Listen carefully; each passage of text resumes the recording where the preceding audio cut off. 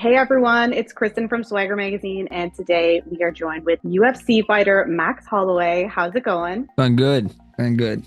First of all, I want to congratulate you on your recent BMF belt win. Oh, Pretty thank you. amazing. Last Thank you. second Thank you. knockout. Can you share a little bit about what a typical training day looks for you when you're not fighting? Oh, when I'm not fighting, man, it's just a lot of just taking it easy, Typical training day though would be if I'm not in camp, not getting ready for a fight, I'll train at least once a day. So it depends on the day. On certain days, I'll go do strength and conditioning just to lift. And in other days, I'll do my mixed martial arts training where I'll do MMA practice or a kickboxing class or a jiu-jitsu class. I really love jiu-jitsu on the off time. Everybody think I have no jiu-jitsu because I'm always striking in there, but I actually love jiu-jitsu. I just rather not use it in fights. I rather punch someone in the face.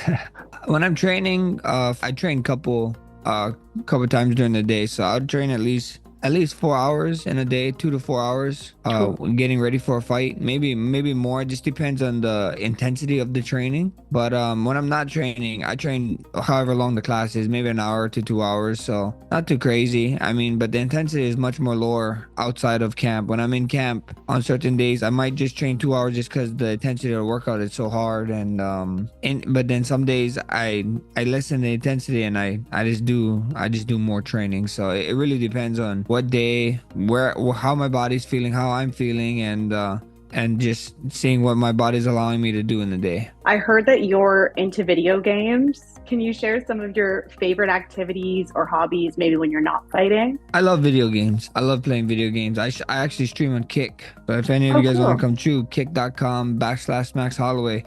I love to stream. I love playing first person shooters right now. I'm in Apex Legends. I actually have a tournament after this interview.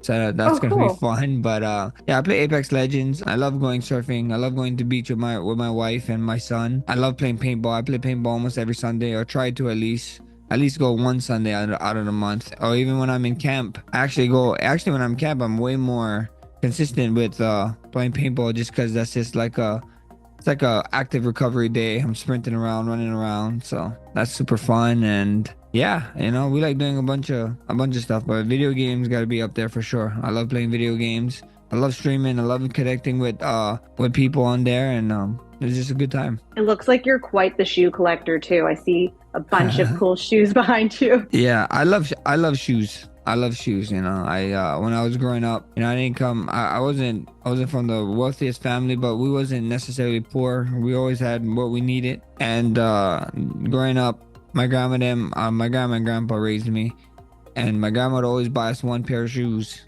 and it had to last the whole year.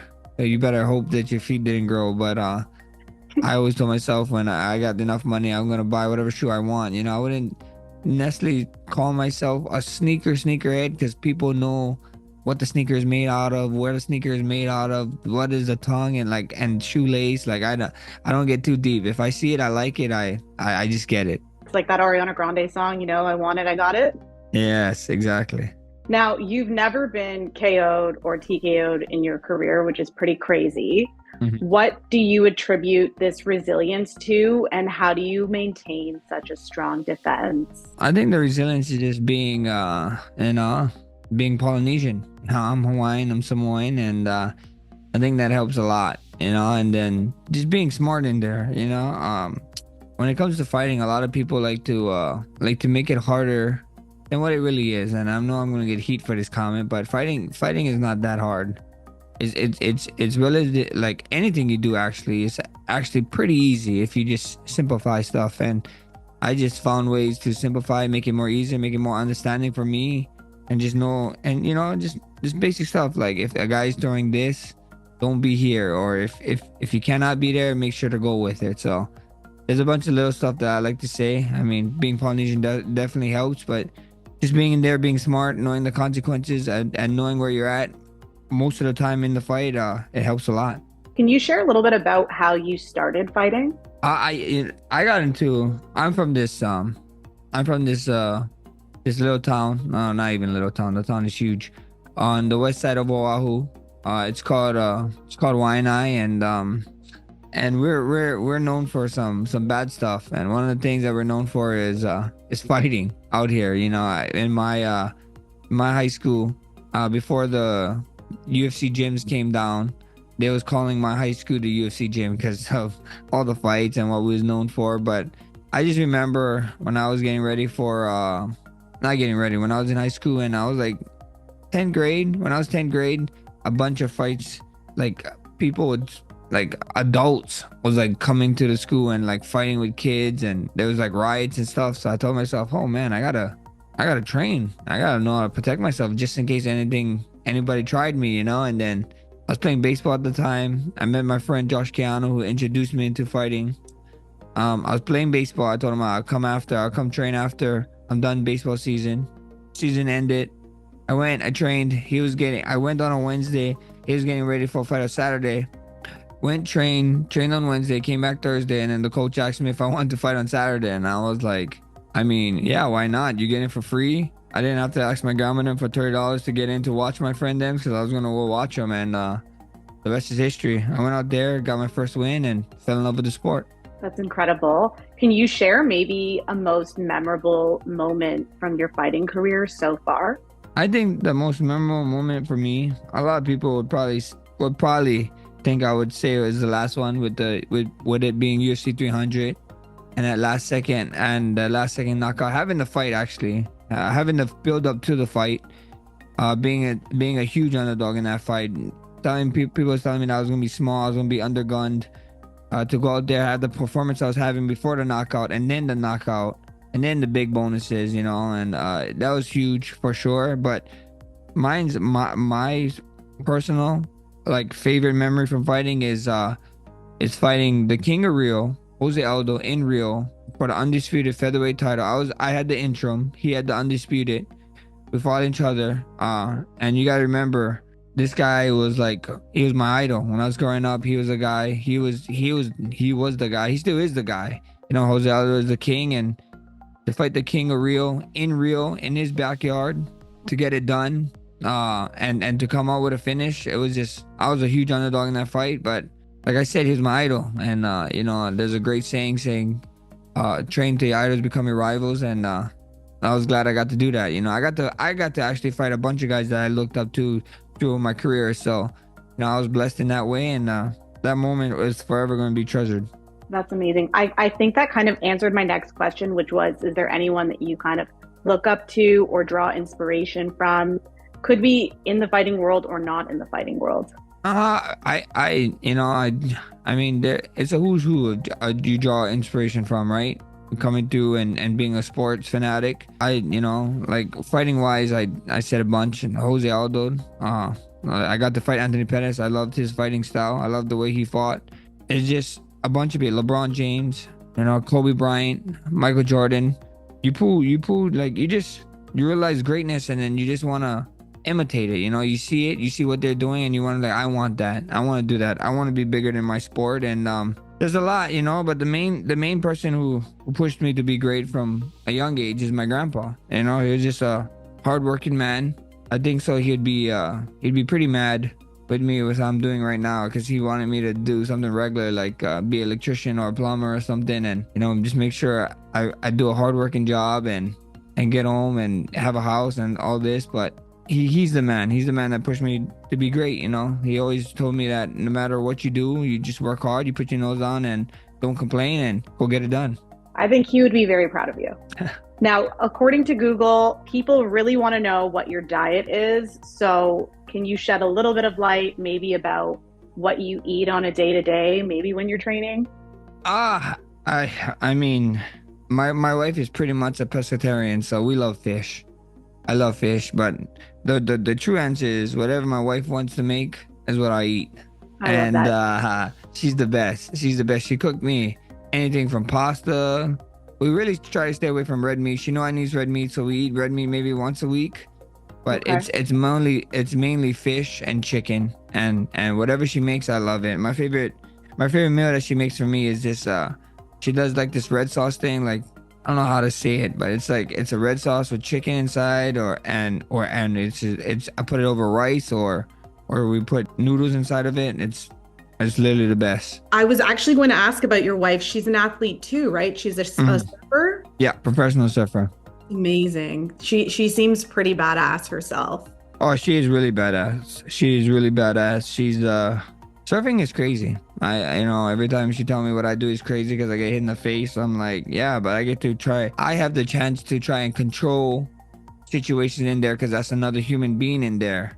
And I can kind of force the other person to do something I want to do versus she's in a fight with Mother Nature. Mother Nature can just, you know, throw a 2 feet wave at you and then just feel crazy and just, you know, here's a 10 foot wave when you're out there. So it's Mother Nature is a much more crazier fight than fighting another human being, I believe. And her sport is crazy. It's amazing how much work you gotta do, how much dedication, how hard it is. A lot of people don't know how hard surfing is. Like they just watch it from the TV and they're like, oh yeah, I can do that. And then when you actually get to a beach, I mean, you see it all the time when people come and visit Hawaii. They don't know what a current is because they're so used to a lake or something where there's no current, and they go in the water and it's like, oh wow, what is this? You know, you start swimming for your life. So surfing is tough. What are your goals for, the near future and your career and beyond? I know you said you look up to people like LeBron and Kobe. So would you say you want to be, the GOAT in your sport? For sure, for sure. And I want longevity. You know, I wanna, I want records. I want to set records, and I want to dare the next generation to go get them and to beat them. Like, look, I got these records, go beat them and be the best. You know, I always say to be the best, you gotta beat the best, and the best is blessed. So, I can't wait for it. Some short term stuff right now. It's hopefully I can get my undisputed title back at 145, and then maybe we defend a couple, and then we go after a undisputed title in the weight class higher, in the weight class that I just fought in at 155. So we see what happens. I just want to be great no matter what it is. I just want to be great. I want to do great things. I want people to when it's all said and done, I want to leave a legacy. A legacy. No one's going to be able to take that away from you. Just like how you said, you name guys like LeBron and Kobe, and just have longevity. I want to be in the sport. I want to be with this sport as long as I can compete in the sport and be at the top. I don't want this sport to retire me. What advice would you give someone that's looking to start a professional career in fighting? In fighting, I would the number one advice I would say is like, go find another career.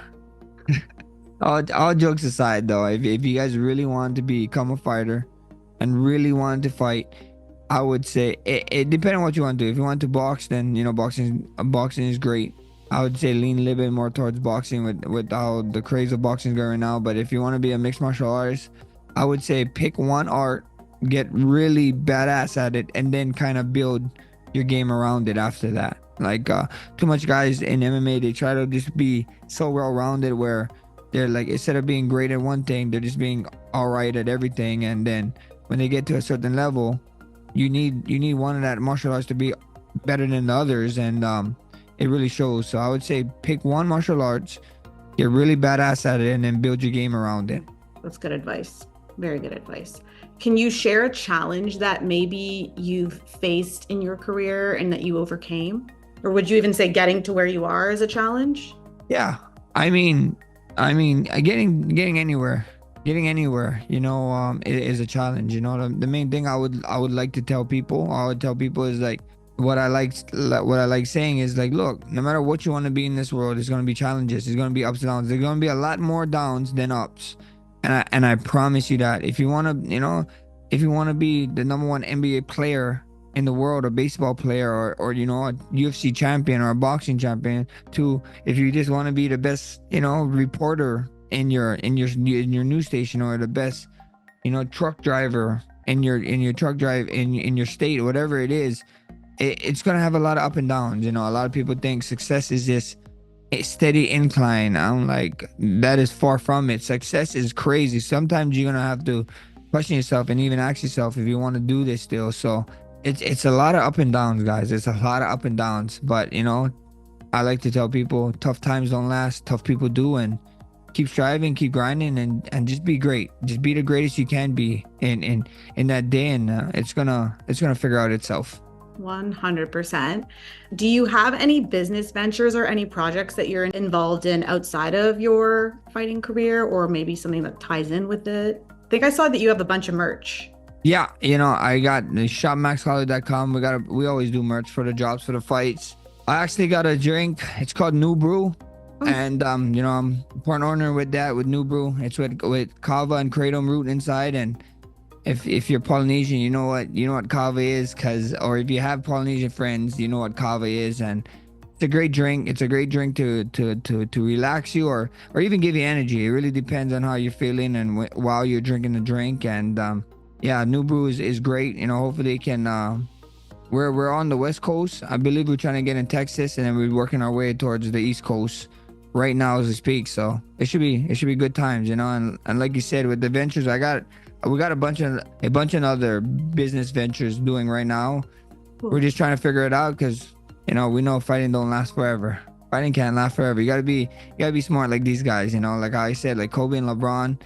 Yep. These guys is making a lot of money on the court, but off the court, the money that they're pulling in off the court is just amazing. So that was always one of my goals. I wanted to be whatever I'm making outside of the octagon. I wanted to be making more than that than when I'm making inside the octagon. So that's always the press.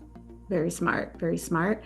I heard you're also involved with the community. Is there anything that you can share and why it's important for you to give back? Oh yeah, with my Boys and Girls Club here in Waianae Boys and Girls Club. We I partnered up with UFC and we made a gym. We made a gym there. And I was so stoked. It's so important to getting back to the community. I always told myself if I haven't made it to a point where I can start helping out my community, I'm going to do it because I was one of those kids. I was one of those kids that was going to Waianae Boys and Girls Club. I never ever paid, but they just let me. The guys who was there, who was working, just let me showed up and they let me stay. They'd help me with my homework, and then they let me play with the pool table and shoot some basketball because there was a court there. And yeah, giving back to the community is great. My grandpa once told me that you want to leave this world better than when you got into it, and that's what I try to do, change one life at a time. And I like to tell these kids because I'm from it. I remember when people from different areas or would fly in or would come in and talk to us, and I was just one of those kids that thought you have no idea what's going on over here. Don't talk to me. Like yeah, whatever you did, yeah, okay. Over here is different, and that was a stupid mindset. So to be able to be from Waianae and talk to these Waianae kids and tell them like I know how it is, not having a dad, barely having a mom, getting raised by my grandparents is a lot of these kids' stories over here. So I can relate with them and I can tell them, and it's just awesome. So anytime opportunities like this come up with the community, we always try to do it. I always try to get in there, and I'm excited about this gym, and hopefully 10 years, 15 years from now, some kid make it to the UFC or make it in box or make it somewhere and just be like, hey, look, I started at the gym at One Night Boys and Girls Club, so I'd be sick. That's beautiful. What message would you like to convey to your fans that are listening? Uh, exactly what I said. Tough times don't last, tough people do. And you just gotta keep grinding. If you want something bad, go get it, go get it. There's gonna be a million and one people, especially with social media now. Social media is I think, the hardest time to live in because people with no voices have the loudest voices. It feels like when they're writing on your posts and shutting you down and just running their mouth to you. So at the end of the day, just because someone was told that they couldn't do it and believed it doesn't mean you need to believe it. They was told that they couldn't do it and they believed it, so they want to bring you down too. So just remember that, keep grinding, keep pushing, and be great. We need a lot of positivity in this world. We need to we positive smile. Even like smiling, it's a contagious thing. You can just do it once a day to someone and change someone's day. That's honestly an amazing way to end. And I just wanted to say thank you so much. You are so awesome, and you're a Thank you. very great sportsman, by the way, like a Thank good you. sportsman. So Yeah, you yeah, gotta be. yeah, Everybody think fighting. I mean, there are some fighters that need to hate their opponent, but this is a business. I'm like, yeah, I'm just here to get paid, man. If if I'm not getting paid, I'm not fighting. It's yeah. okay. I get that. Awesome. Well, thank you so much, Max. Thank you so much. You guys have a great day.